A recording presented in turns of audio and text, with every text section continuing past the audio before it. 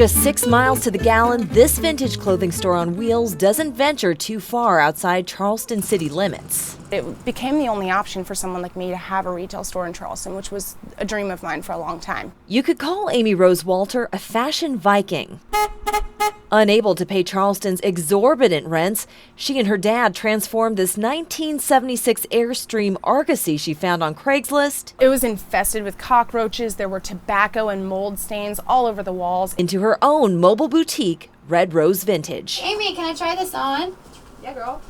A dream of hers for the last 5 years, it took a few backflips to get there. Growing up, I was a competitive gymnast, so I never really developed like a personal sense of style. I was came to be 20 years old and I was still wearing spandex shorts and competition t-shirts. So when I got this awesome job in San Diego as a karaoke host, it's time for me to find myself. I never really liked having what anyone else had. So when I discovered vintage clothing, that's mainly the reason that I liked it. I love the 80s. I just think it's an era where designers were just trying the craziest things. You know, the shapes, the oversizes, the prints. I love 80s graphic design. It was a bit uphill trying to translate her style here in the South. Because I was wearing these crazy 80s sequin stuff, not really knowing, that Charleston was very traditional, very Southern, And people would be like, who is that girl walking down the street? I had a crazy asymmetric haircut and people were like, what the heck is she doing? Once Walter saw this as an opportunity, she began to coast.